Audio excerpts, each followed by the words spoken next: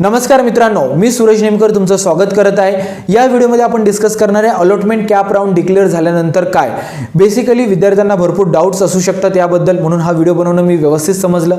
यामध्ये आपण डिस्कस करूया ऑटो फ्रीज काय, सेल्फ फ्रीज काय, बेटरमेंट ऑफ सीट काय असतं, जर कॉलेजेस मिळालं नाही तर काय करावं लागेल, प्रत्येक गोष्ट मी व्यवस्थित डिस्कस करेल मित्रांनो। आणि ही गोष्ट तुम्हाला समजणं खूप जास्त महत्त्वाचं आहे। आणि ही जे इन्फॉर्मेशन मी प्रोव्हाइड करते ती खूप ऑथेंटिक आहे। त्याच्यामागे दोन रिझन आहे, कारण मी स्वतः गव्हर्नमेंट कॉलेजमधून डिप्लोमा केलेला आहे आणि सेकंड मी जे DTE महाराष्ट्राची हेल्पलाईन नंबर आहे त्यावर मी स्वतः बोललेलं आहे आणि त्यांच्याकडून ह्या सगळ्या गोष्टी क्रॉस व्हेरीफाय केलेल्या आहे। तर चला मी व्हिडिओला सुरुवात करतो।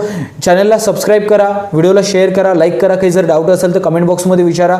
ऑप्शन फॉर्मची लिस्ट बनवण्यामध्ये जर काही अडचण येत असेल, टॉप 20 पॉलिटेक्निक कॉलेजेसचा व्हिडिओ मी बनवलेला आहे, तो व्हिडिओ तुम्ही बघू शकतात। तर चला, तुम्हाला स्क्रीन शेअर होत असेल। कॅप राउंड फर्स्ट रिझल्ट 31 जुलै। मी डायरेक्ट वाचून दाखवत आहे आणि एकदम व्यवस्थित आणि शांततेत पद्धतीने सांगणार आहे। केस 1, केस 2, केस 3 या तीन सिच्युएशन्स राहू शकतात। आपण एक कॅरेक्टर घेऊया, सूरज। माझंच नाव घेतो। सूरज नावाचा विद्यार्थी आहे। त्याचा केस 1, केस 2, केस 3 काय असू शकते उद्याच्या कॅप राउंड डिक्लेअरमध्ये बघूया। त्यांनी फर्स्ट ऑप्शन मिळालं। फॉर एक्झाम्पल सूरजने टाकलं होतं government polytechnic Amravati IT branch, त्याला गव्हर्नमेंट पॉलिटेक्निक अमरावतीची IT ब्रँच मिळालं, तर ते काय होईल, ऑटोमॅटिकली ऑटो फ्रीज होईल। कारण ऑप्शन फॉर्म भरताना हा नियम तुम्हाला सांगितला असेल की बाबा जे फर्स्ट ऑप्शन टाकणार ते ऑटोमॅटिकली ऑटो फ्रीज होऊन जाईल। सेकंड केस काय माहिती आहे का, सूरजला फर्स्ट ऑप्शन नाही मिळालं, पण फर्स्ट ऑप्शन सोडून इतर ऑप्शन मिळाले। जसे की सूरजने नागपूर, पुणे, बाकीचे कॉलेजेस टाकलं होतं, त्यापैकी एखादं कॉलेज मिळालं। तर सूरजकडे आता दोन ऑप्शन आहे, एक तर सूरज स्वतः सेल्फ फ्रीज करू शकतो किंवा बेटरमेंट ऑफ सीटसाठी जाऊ शकतो।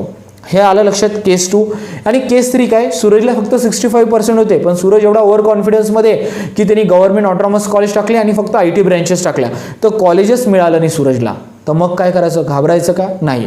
आपण हे प्रत्येक केस 1 बाय 1 डिस्कस करू। केस 1 फर्स्ट ऑप्शन मिळालं, ऑटो फ्रीज झालं, मस्त आहे, बल्ले बल्ले। सूरजला IT ब्रँच पाहिजे होती, गव्हर्नमेंट पॉलिटेक्निक अमरावती पाहिजे होतं, मिळालं। आता सूरज काय करणार, तर स्टेप 1, 2, 3, 4 या सगळ्या सांगतो। स्टेप 1, सूरज लॉग इन करणार आपल्या ॲप्लिकेशन फॉर्मला आणि तिथे सेल्फ डिक्लेरेशन किंवा सेल्फ व्हेरिफिकेशन करेल की हा माझं कॅटेगरी, माझे क्वालिफाईड मार्क्स वगैरे सगळे व्यवस्थित आहेत, हे करेल।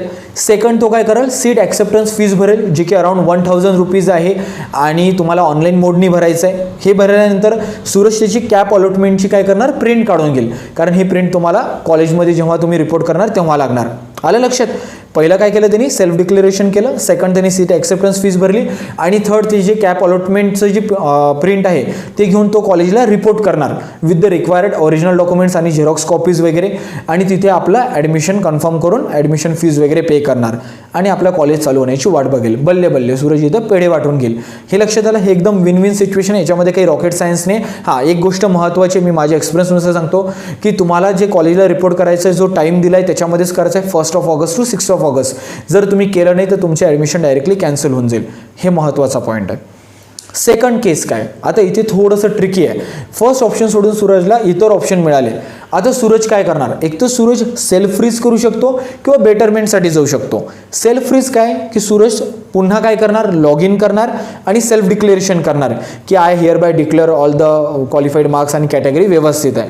सेकंड काय करणार, सूरज सीटला सेल्फ फ्रीज करेल आणि ॲक्सेप्टन्स फीस पे करणार। काय करणार, सेल्फ फ्रीज करून ॲक्सेप्टन्स फीस पे करणार आणि कॅप अलॉटमेंटची PDF फाईलची प्रिंट काढणार आणि ते घेऊन कुठे जाणार, सूरज थर्डमध्ये कॉलेजला रिपोर्टिंग करेल विथ रिक्वायर्ड डॉक्युमेंट्स आणि ॲडमिशन कन्फर्म करणार आणि कॉलेज चालू होण्याची वाट बघेल। मोरॉरलेस या ज्या स्टेप्स आहे या ऑटो फ्रीजला सेम आहे। आलं लक्षात।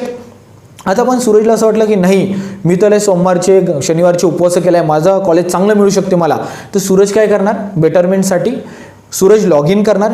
इथे पण तो सेल्फ व्हेरिफिकेशन किंवा सेल्फ डिक्लेरेशन करेल, पण इथे तो काय सिलेक्ट करणार, I bye accepting that seat for a betterment. इथे सेल्फ फ्रीजचं ऑप्शन नाही सिलेक्ट करणार तो, इथे बेटरमेंटचं ऑप्शन सिलेक्ट करणार आणि सीट ॲक्सेप्टन्स फीस पे करणार।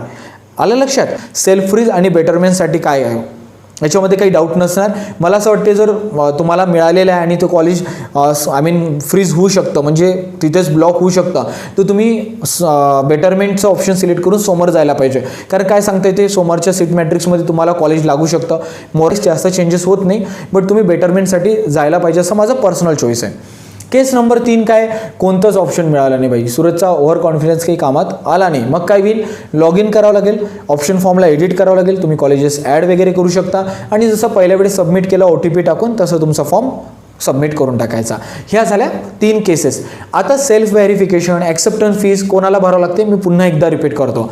ज्यांनी कॉलेज ऑटो फ्रीज केलं, ज्यांनी कॉलेज सेल्फ फ्रीज केलं आणि ज्यांनी बेटरमेंटसाठी गेले. हे पण एक लक्षात ठेवा, जर तुम्ही बेटरमेंटसाठी पण जायचं असेल तरी तुम्हाला सीट ॲक्सेप्टन्स फीज भरून टाकावं लागेल. आलं लक्षात?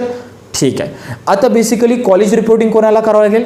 ज्यांचं कॉलेज ऑटो फ्रीज झालं किंवा ज्यांनी कॉलेज सेल्फ फ्रीज केलं त्यांना कॉलेजला रिपोर्टिंग करावं लागेल दिलेल्या वेळेमध्ये 1 ऑगस्ट टू 6 ऑगस्टमध्ये आणि आपले ॲडमिशन कन्फर्म करावं लागेल. आलं लक्षात? आणि कुठे कधी कसं करणार तर आपलं जे ऑनलाईन हे आहे ID आणि पासवर्ड टाकून तिथे जाऊन करावं लागणार आहे. फीज कशी भरावं लागणार? ॲक्सेप्टन्स फीज तो ऑनलाईन भरावं लागणार. आलं लक्षात? प्रत्येक गोष्ट मी व्यवस्थित सांगण्याचा प्रयत्न कर. जर तरी तुम्हाला डाऊट असेल तर कमेंट बॉक्समध्ये विचारा. ही जी PPT फाईल आहे मी तुम्हाला व्हॉट्सअप चॅनलवर शेअर करून देतो. तो व्हॉट्सअप चॅनलला सबस्क्राईब करून घ्या, त्याची पण डिस्क्रिप्शन बॉक्समध्ये लिंक राहील. चॅनलला सबस्क्राईब करा, व्हिडिओला शेअर करा, कमेंट्स करा. Thank you so much.